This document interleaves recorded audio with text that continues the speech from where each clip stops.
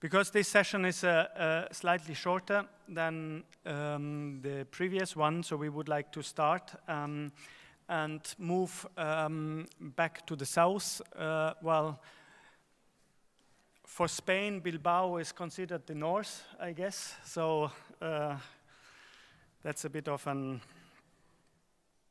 two sides of the coin.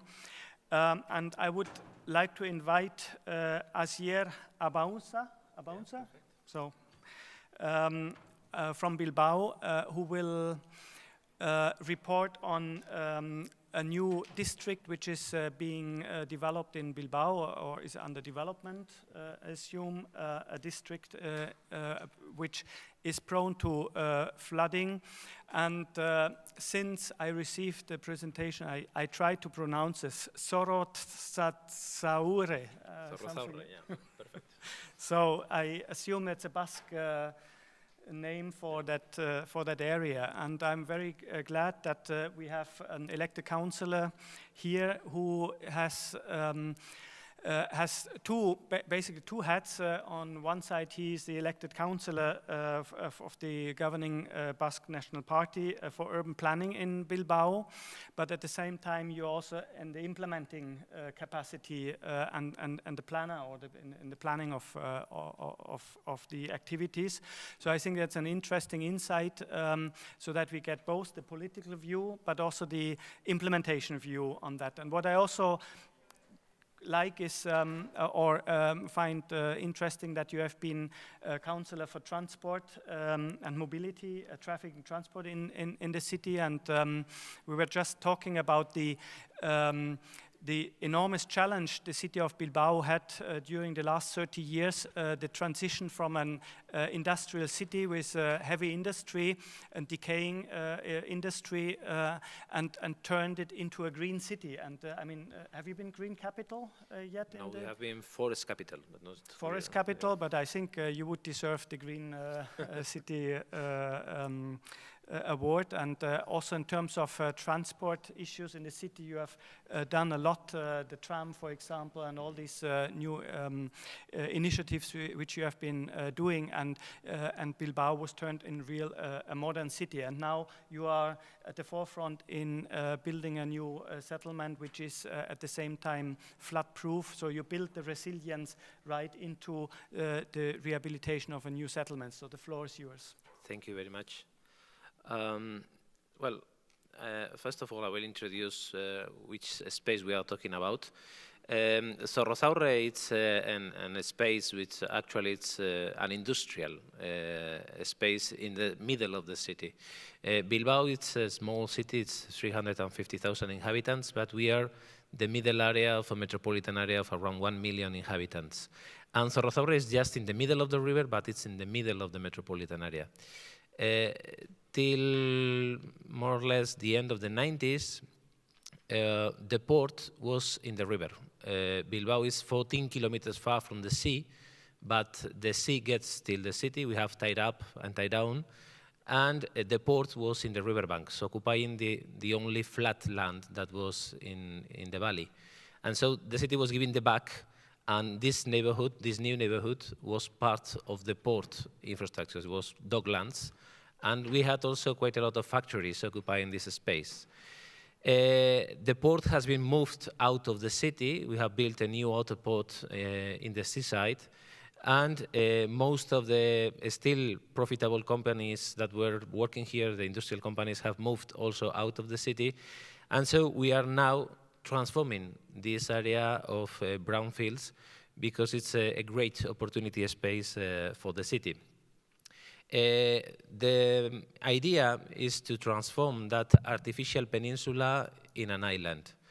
Following this master plan, which was designed by the architect Zaha Hadid, the master plan was first drawn up in 2004, and it was later modified in 2007, but the urban plan has been finally approved in 2012.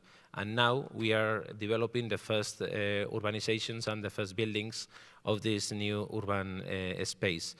In total, it's 839,000 square meters of surface. It's quite long, 2.5 kilometers long, but it's a narrow space in the middle of the river. And as you can see in the picture, the ownership is nearly half and half between public and private at the moment, because most of the land was owned by the Port Authority, and the port, all these kind of strategical ports in Spain are public institutions. So the land was owned 50% by public institutions and 49% by different private companies and owners. The plan is proposing a mixed use of residential, economical, and other kind of public facilities and activities in the island, as you can see in the picture. 74% of the new buildings are going to be residential and 26% for economical activities. We are planning here around 5,500 new apartments, and 50% of them, they are going to be social. I must say that in the case of Spain, there is a distinction. I mean, from other countries, although they are defined as social, it doesn't mean that they are going to be public managed by the public administration through social hiring, because it can be both social hiring if the promoter is the public institution, or can be sold, but with a fixed price for people with a low income. So there are two options: be owner or be part of this hiring housing offer in the city.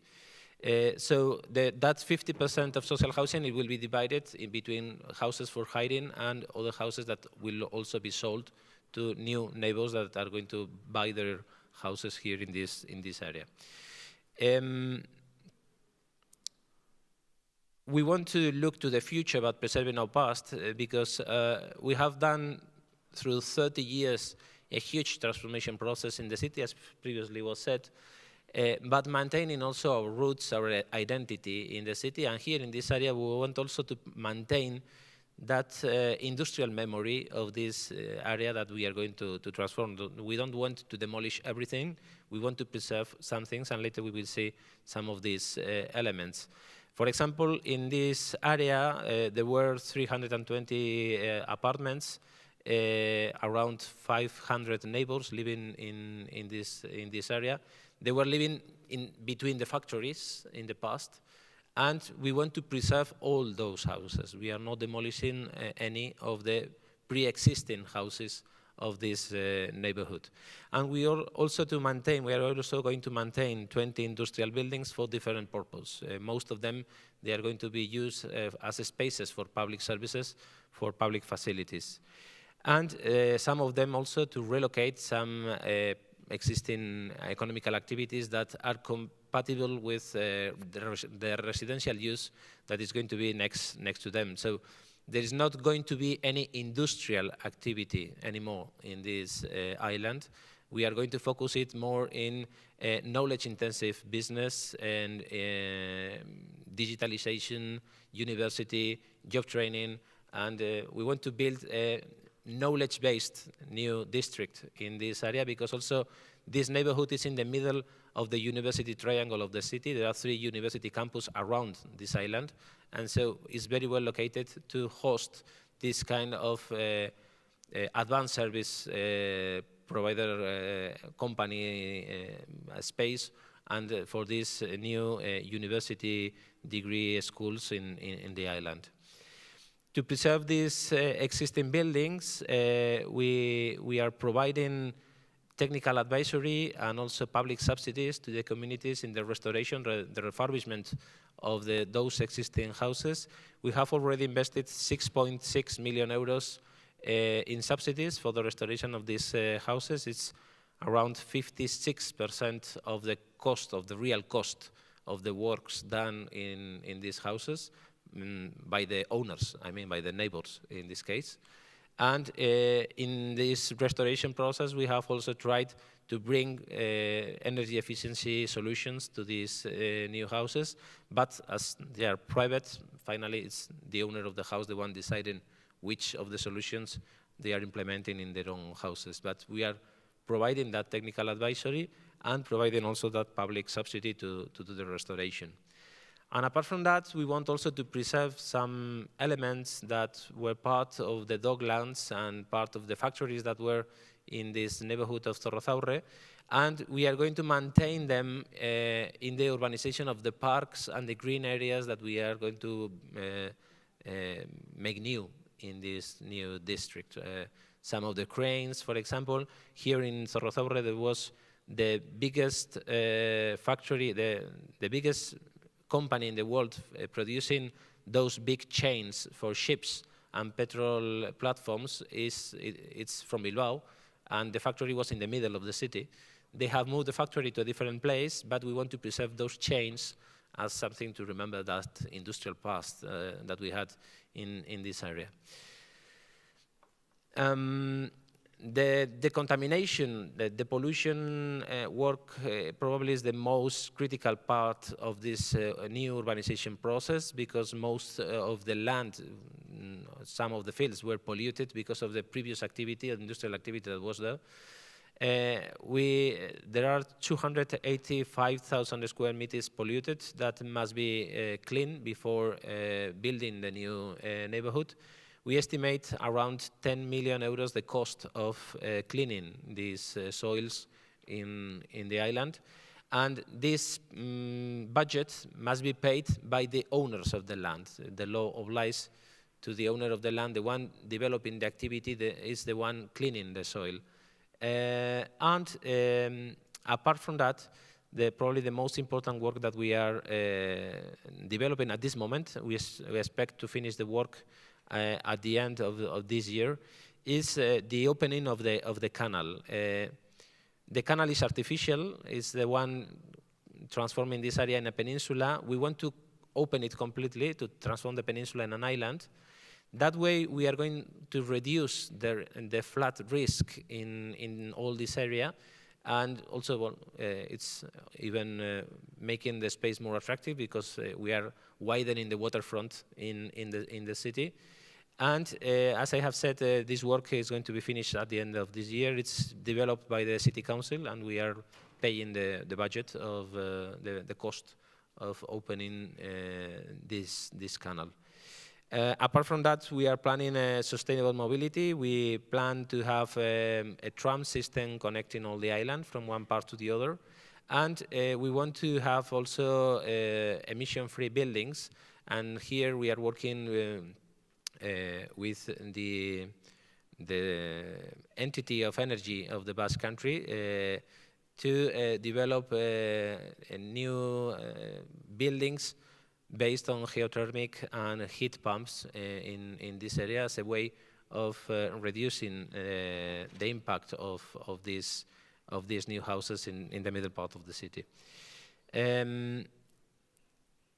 As we want to reduce the traffic in all this island, there's going to be only one main street in the middle of the island. Is the street in which the tram is going to be located also.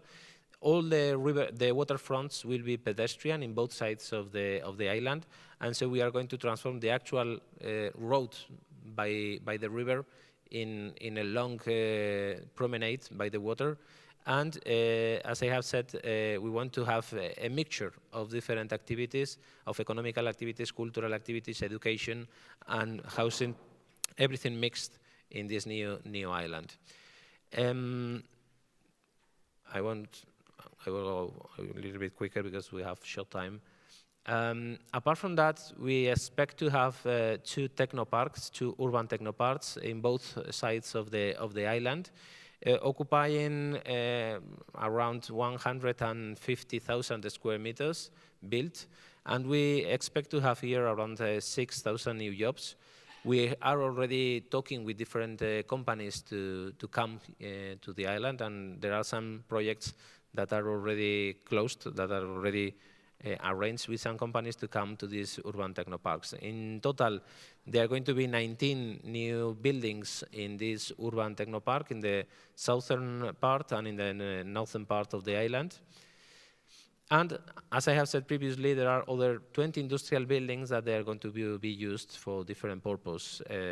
Many of them, as I have said, as public facilities in this island. Some of them have already the final use defined. For example, there is one building which was previously a warehouse of the port that is actually the headquarters of the Dome Engineering Company.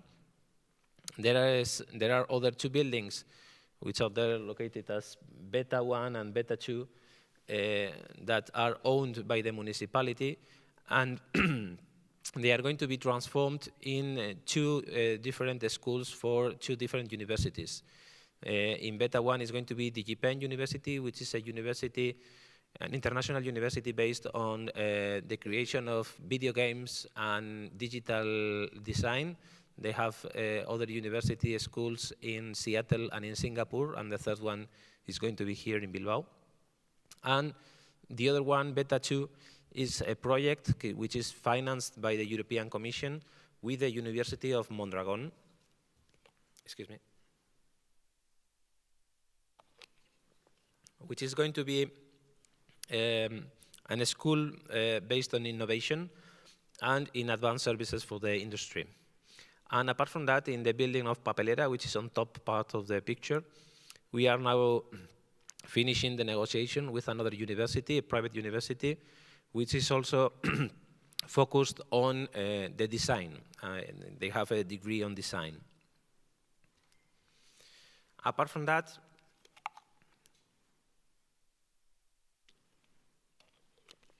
there are some buildings that are already finished.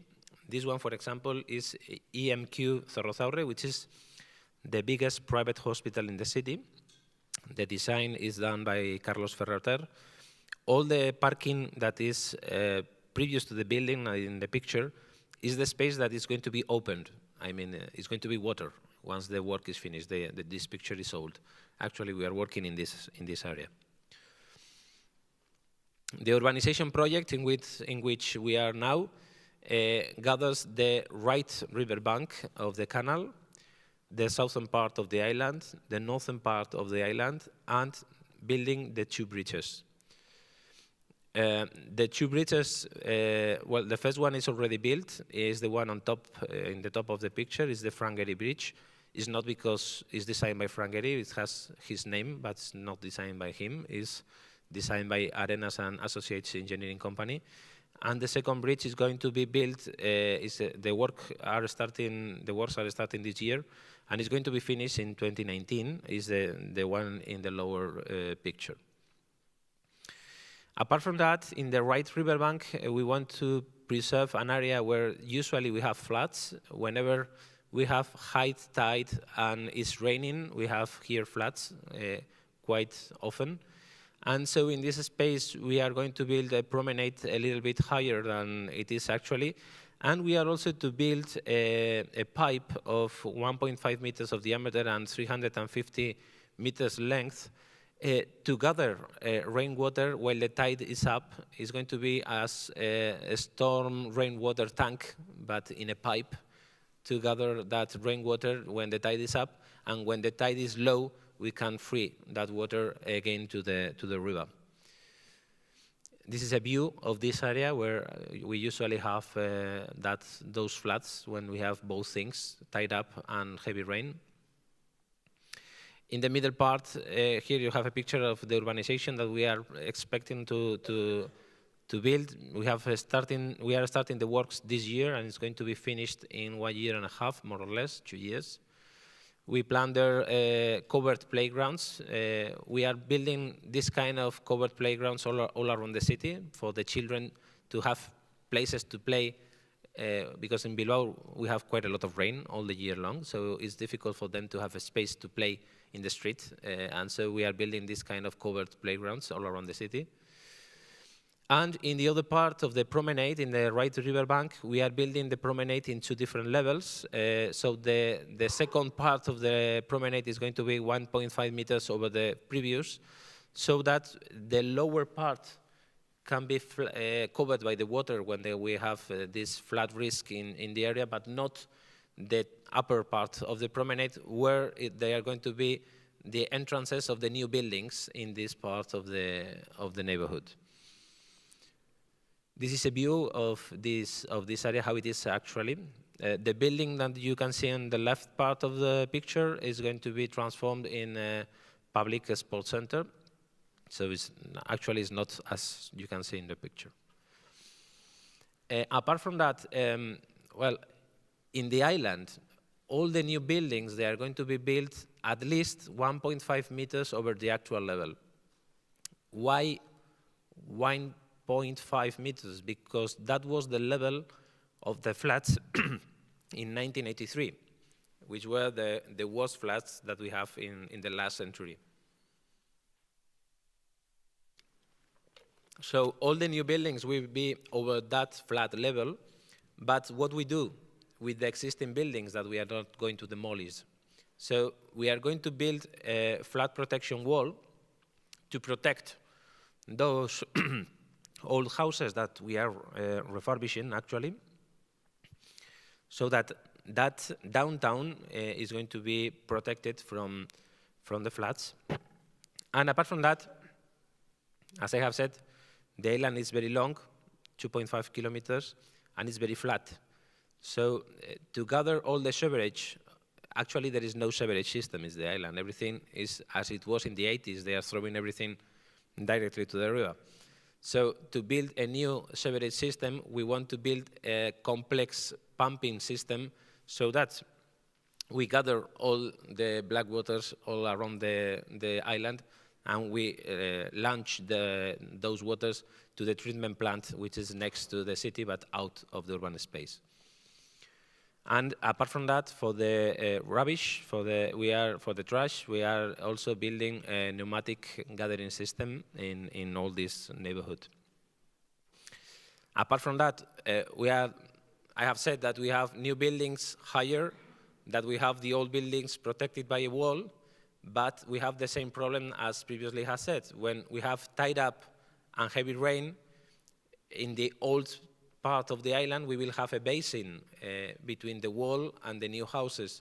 So how to protect the old houses from the rainwater? We are building 2 storm water in the island with a capacity of 2,100 cubic meters each, so that we can gather all the rainwater in those tanks. We will also provide those tanks with a system of cleaning the water so that it can be used to water the gardens or to clean the streets when there is no flood risk. And that way we can protect these old houses from heavy rain when the tide is up. And just to finish, a picture of how it is actually Cerro Zaurre. There is a building here low with a painting in the wall which puts soñar, which means dream, and it's what we are doing, dreaming the future. We want to transform all this area, and for example, we are dreaming about having an urban beach with swimming pools in the canal in the future, so that in, I think, a short future, because we want to have it quite in a short time. And we want to have this area as the new flagship of the transformation of the city of Bilbao for the next 20 years. And thank you very much.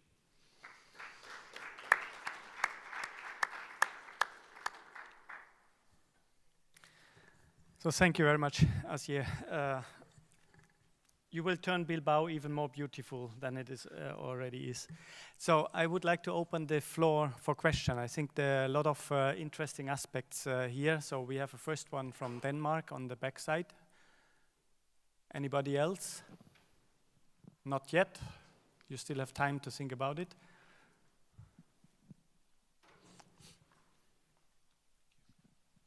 Hi, Per from Copenhagen.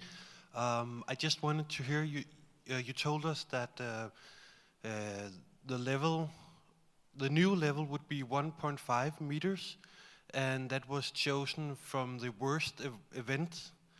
Can you elaborate a little on that? We are working with the same, like trying to estimate what is the worst case. So just a little elaboration on that choice. Yes, well, we did a risk study of all this, a flood risk study of all this area. And it's true that the worst floods that are registered in the city, in the last 6 centuries, we had 39 floods, but the last and the worst was in 1983, where all the central part of the city was completely destroyed. In the old town, it's not here, it's going up in the river, where the valley is narrower. The water got to the first floor of the buildings, and all the old town of the city of Bilbao was completely destroyed. And many of the infrastructures that were next to the river also were destroyed in the floods of 1983. So all the measures that we are developing are trying to reduce the risk of floods, taking on account that flood of 1983. In this case, opening the canal, we gain a margin of around 80 centimeters of security, we can say, in this area. It's a margin that is reducing once you are getting far away from this neighborhood. So in the old town, for example, the opening of the canal in Zorrozaurre has no effect. We must think about other things to protect the old town. But in this part, we opening the canal, just with that, we are gaining 80 centimeters of margin. And apart from that, if we are building the houses 1.5 meters over the actual level, well, we are around those 2.5 meters, more or less, of the previous flood of 1983. It's true that we are not eliminating the risk in the rest of the city, and we are thinking about many other things. But the most difficult part to protect is probably out of this space, is the old town of the city of Bilbao, because there is no physical space to develop any common protective system to protect the neighborhood. Because if we build a wall, for example, in the old town, it should be like the medieval wall protecting the city. So we cannot do that. There was a project designed 15 years ago, more or less, to build a huge pipe up the old town to put the water quite far away down the river. But it's very, very expensive. The Spanish government was the one supposed to start the project, and we are still waiting. So probably my grandsons will see it. Don't know.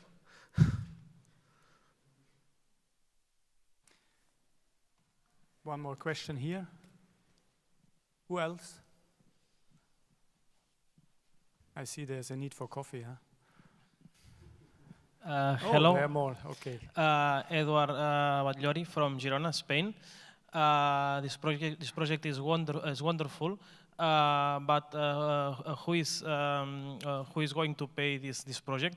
Just a council, or there is a partnership between private sector and public sector? It's okay. Let's wait. We collect the same one. Yeah. Well, you had one.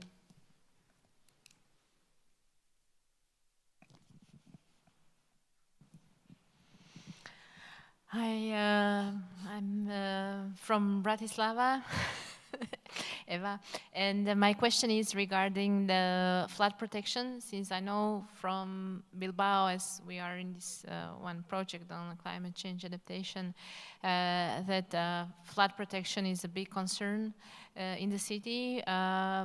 My question is if you can give us some more examples in addition to those that you gave about the flood protection of this new project, if there is something more interesting that you can share with us about flood protection in this project.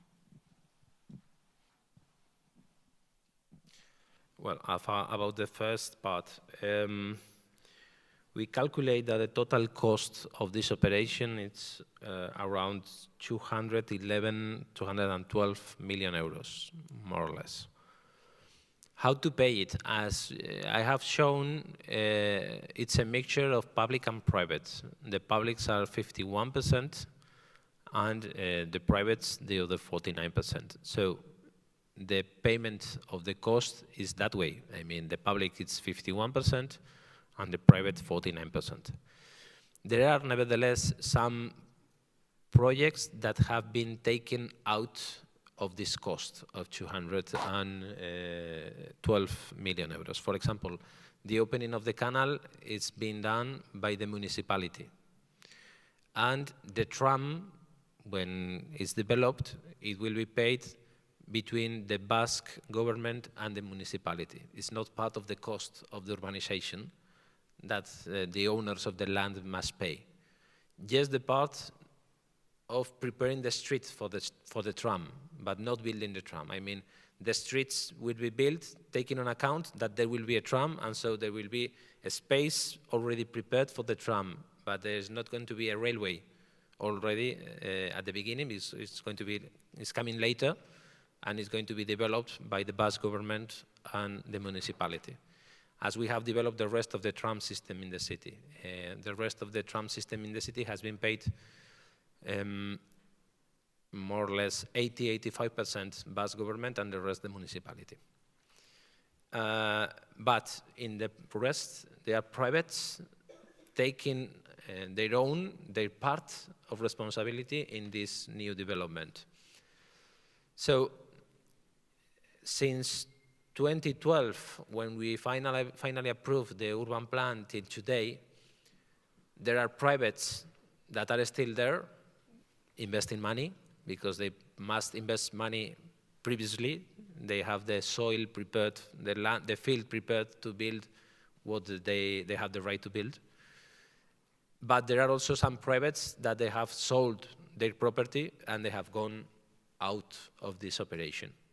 In that case, the part of those that has gone out of the operation has been taken by the management commission of this urban operation, which is a mixture of public and privates. So we are, that commission, buying the part of those that don't want to continue in this operation. And in that commission, we are managing all these big works that we are developing, but it's a mixture of public and private, which makes this more complex to develop and to manage.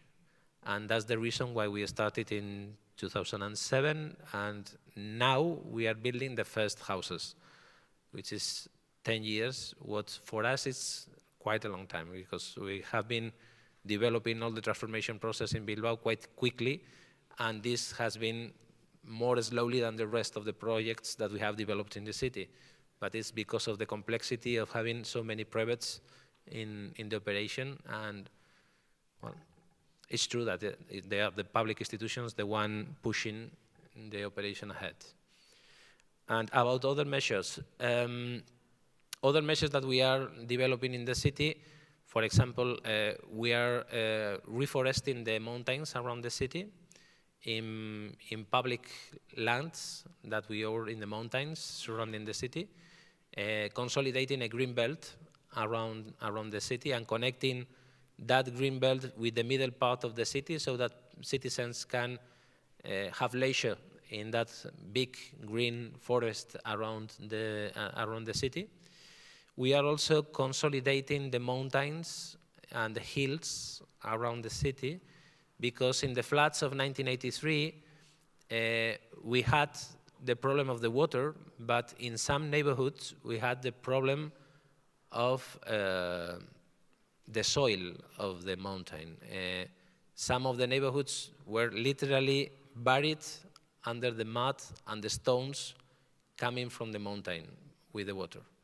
So we are consolidating the mountains and reforesting them so that the risk of having that mud and stones coming down the mountain is reduced. Apart from that, we are building, as I have said, a big sewerage system in the city to gather all the rainwaters. We are now actually once we have all the houses and all the factories connected with the sewerage system, we are building storm tanks all around the city so that we will be able also to treat the rainwater, because actually we are able to treat all the water coming from the houses and from the factories, from the industry, but we are not able to clean the rainwater when we have heavy rains. Yes, when the rain is low, but when it's heavy rain, we are not able to treat all the water. So we are building those big storm tanks to gather the rainwater, to treat it, and once it's clean, throw it again to the river. And in the opposite case, because it's not common, but sometimes we have droughts in the city. In 1996, for example, we had a big drought in the city, and we have problems to have water supply for all the city. As now the river is clean, we can use the water of the river for human consumption. And so we are building a system to get the water from the river, treat it, and use it in the tap water system of the city in case of drought. And apart from that, now in the new urban plan that we are now planning, we are working on it, we are planning the city for the next 20 years. We are also thinking about different measures to reduce the heat island effect in the city in summertime. In the middle part of the city, we have a lot of concrete, a lot of crystal. And so in those neighborhoods, we need also to think about different measures to reduce the heat in summertime. Okay, one more question, I think the last question. Thank you. If I can go a little deeper with the question about this public-private financing, is it like that you try to have an SPV or the fund in which you are just financial engineering everything together as integrated approach? Or you just share, like, let's say, the pipeline saying this is public, this is private, and this is more or less on each side being developed and just coordinated in time? Or maybe you have some measures to incentivize, so that we called, let's say, to incentivize private to invest in public spaces. How is it more about the design?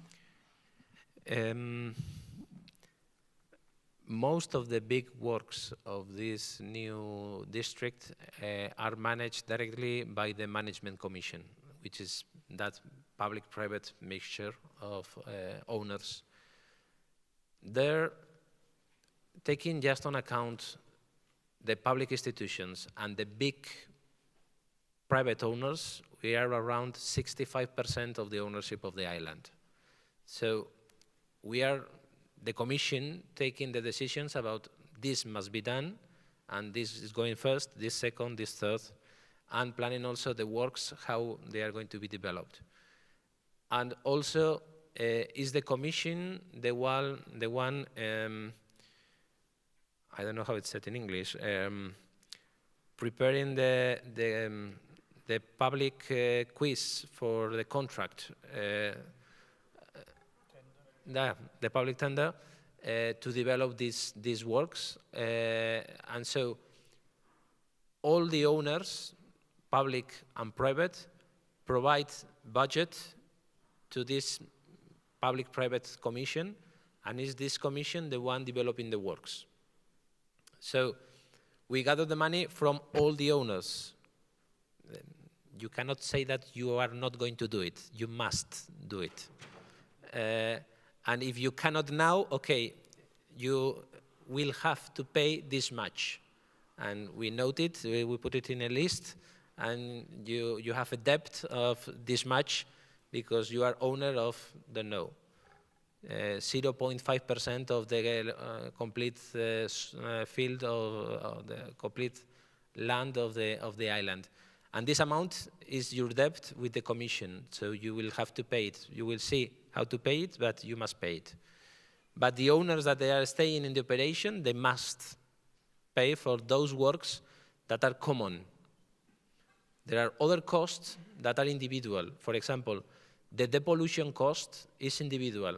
So you can decide when you are going to do it. If you don't make the depollution of the soil, you will not be able to build anything in your field.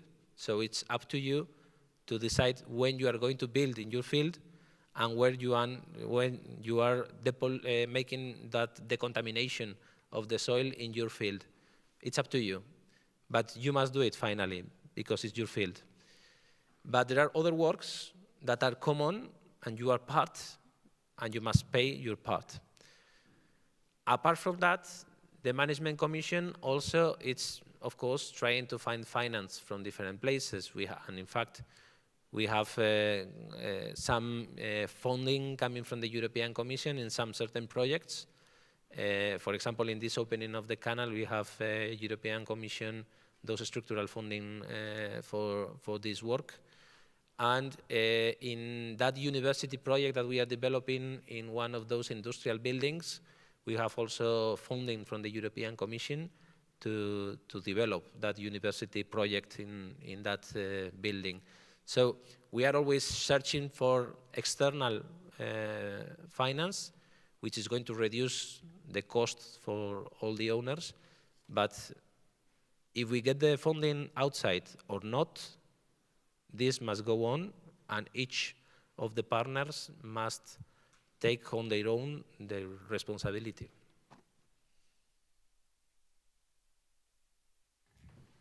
Okay, thank you very much, Asier. I think the last intervention was highly interesting, how you actually managed to mobilize this funding for these massive investments you are planning in the city. So let's give an applause for this session.